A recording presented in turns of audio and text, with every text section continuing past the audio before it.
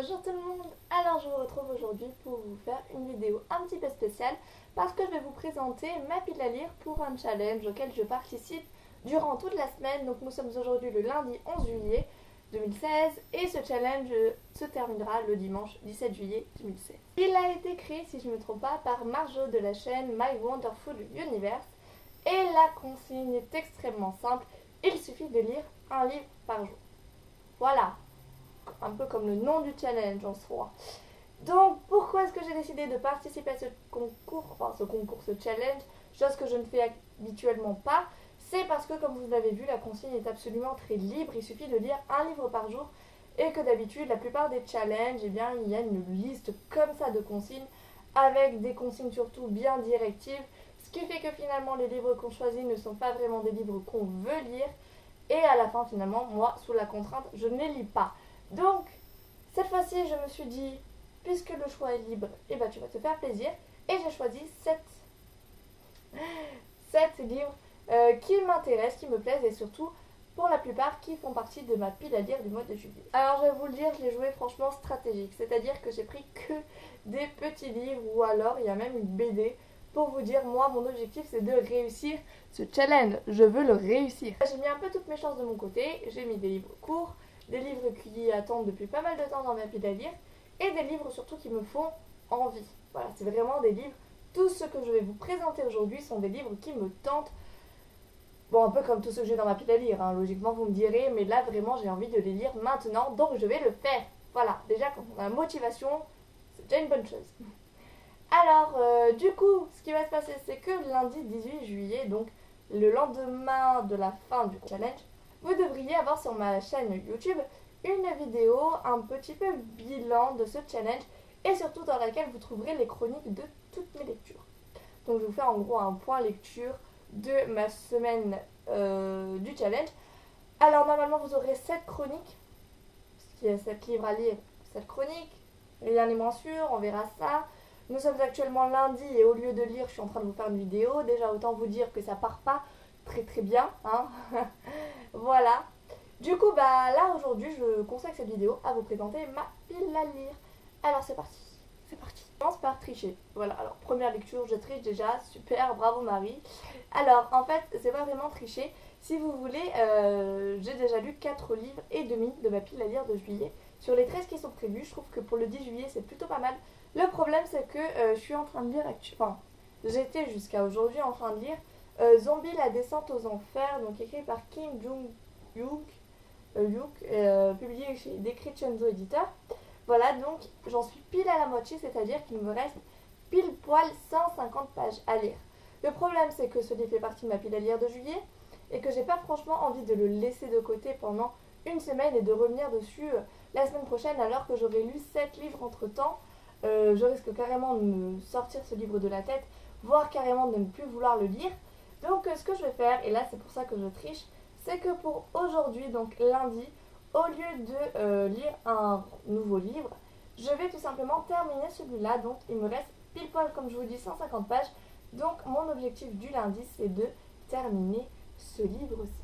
Comme vous pouvez le voir, la couverture est pour le moins originale. Franchement, j'ai pas beaucoup vu de couverture dans ce genre, quoi. Je la trouve plutôt sympa. Et l'histoire, puisque j'en suis à la moitié, est plutôt cool aussi, mais ça je vous en dis pas trop, vous en saurez plus lors de mon bilan lundi prochain. Pour demain, donc pour mardi 12 juillet, j'ai décidé de lire La vie compliquée de Léa Olivier, écrit par Catherine Girard-Audet, le top 7. Donc voilà, là l'esprit de contradiction revient. Je vous ai dit que j'allais prendre que des livres courts et je vous sors un pavé de 430 pages. Voilà, le problème, enfin en tout cas ce qui n'est pas vraiment un problème, ça m'arrange au contraire, c'est que vous allez voir dans ce livre-ci, enfin en tout cas dans cette série, la plupart des pages, ce sont des pages comme celle-ci, ou alors comme celle-là.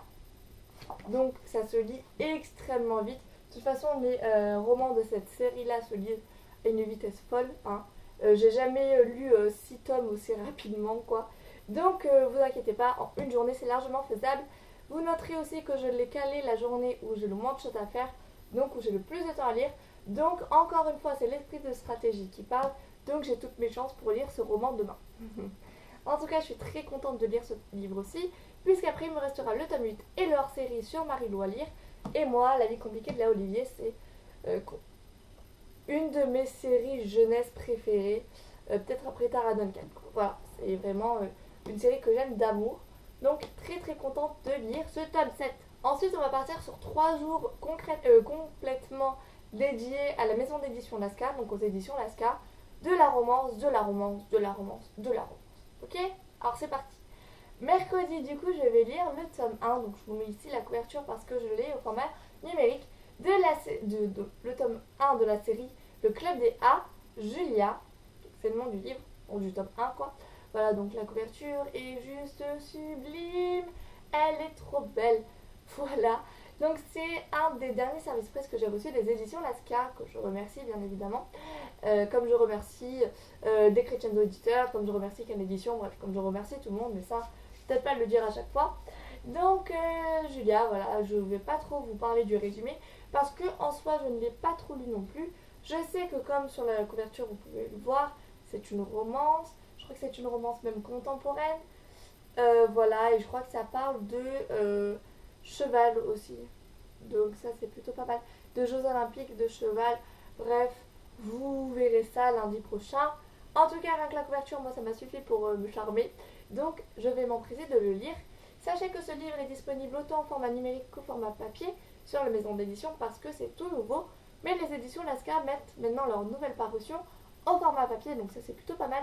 Ce livre est assez court puisqu'il fait 190 ou 194 pages, je ne sais plus, soit l'un soit l'autre. En tout cas, il ne dépasse pas les 200 pages, donc c'est faisable pour mercredi. Jeudi, je me refais encore un livre des éditions Lascar, toujours au format numérique, mais cette fois-ci ce n'est pas un roman, c'est un épisode.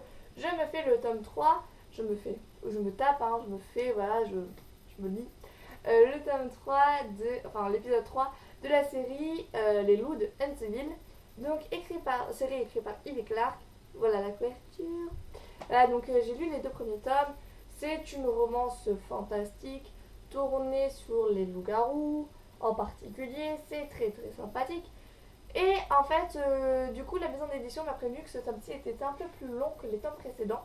Donc pour ceux qui connaissent déjà les 2 premiers tomes et qui trouvaient ça peut-être un peu trop court, sachez que celui-ci est plus long. Voilà, moi je ne sais plus combien de pages j'ai fait, mais en tout cas je suis pressée de le lire parce que quand on a déjà lu les 2 premiers tomes d'une série, logiquement on aime bien la continuer, surtout quand on accroche bien à la saga comme moi je l'ai fait pour celle-ci. Vendredi, dernier livre des éditions Lascar, je me fais l'intégrale de la série Les Créatures de l'Ouest. Donc lui par contre c'est le plus gros livre que j'ai à lire puisqu'il fait plus de 330 pages je crois, mais je l'avais déjà attaqué au moment où je l'ai reçu, donc ça m'enlève au moins peut-être une trentaine de pages, c'est déjà ça, pas grand chose sur plus de 300 pages, mais c'est déjà ça on va dire. Voilà, la couverture est juste, c'est une dinguerie quoi, cette couverture c'est vraiment un truc de dingue. Moi les éditions Lascar j'adore les couvertures de leurs romans. Du coup voilà, donc ça a l'air plutôt sympa.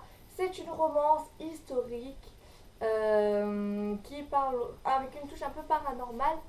Et surtout, ça parle de chevaux, ça parle de conquête de l'Ouest, ça parle de tout ça. Donc, ça a l'air vraiment très sympa, quoi. Et moi, les 30 pages que j'ai lues sont vraiment très bien. Donc, hâte de lire la suite. Et c'est le plus gros. Ah non, mais non, c'est La vie compliquée de Léa Olivier, le plus gros. C'est le 2e livre le plus gros que j'ai à lire, quoi. Après Léa Olivier. Mais vu que Léa Olivier, c'est écrit assez gros et il y a pas mal de dialogues, je ne sais pas lequel est le plus long finalement. Ensuite, samedi, je me fais L'héritage des Sirenas, le tome 2. Vous savez que j'ai lu le tome 1 le mois dernier, il y a 2 mois, je sais plus, il y a pas très longtemps. Voilà, ça parle de sirènes, c'est une romance, c'est parfait quoi, concrètement. Et je m'étais arrêtée à la fin du tome 1 qui donnait très envie de lire le tome 2. Donc, je vais m'empresser de lire le tome 2. De toute manière, il fait partie de ma pile à lire du mois de juillet. Et enfin, dimanche, avec la journée où j'aurai le moins de temps à lire, quoi, possible à lire. Donc, je me suis réservé le livre le plus court que j'aurai à lire. Il s'agit de la BD Les Chroniques de Bravenhock, le tome 2, Le Cri des eaux salées, écrit par Alain Ruiz, Pixel et Alcante, et publié chez Can Édition. La couverture est sublimissime. Alors je fais ça parce que c'est en relief, hein, le titre. Je sais pas si vous le verrez plus en faisant ça. Le dos est aussi sublimissime. C'est de la fantaisie jeunesse. J'aime beaucoup la carte présente dedans. Et à la rigueur, allez, je vais vous faire plaisir, je vais vous montrer une planche, mais vraiment qu'une seule. Et très rapidement. On va essayer de trouver une des plus jolies, quoi. Alors, celle que je montre à chaque fois. Hop là, très très belle planche. Voilà, c'est tout ce que vous aurez à lire aujourd'hui. On la joue une fois encore stratégie et on se garde le plus petit pour la fin. Voilà, donc normalement je devrais lire 7 livres. On croise les doigts pour que ce soit le cas. Moi j'espère réussir ce challenge parce que comme je vous dis, je fais très peu de challenge. Surtout j'en annonce très peu sur ma chaîne YouTube, ce qui fait que ça me met un peu la pression pour le réussir, quoi. Mais voilà, franchement je trouve le concept assez sympa. Ça me permet de vider ma pile à lire, enfin ça me permet de vider ma pile à lire, surtout ma pile à lire de juillet, de lire des livres que je devais lire depuis pas mal de temps mais que je n'ai toujours pas lu. En gros c'est que du bénéf, quoi. Du coup, nous on se retrouve lundi 18 juillet pour la vidéo bilan du challenge. Vous saurez tout. Vous saurez si j'ai réussi ce challenge, vous aurez mes chroniques, vous aurez tout.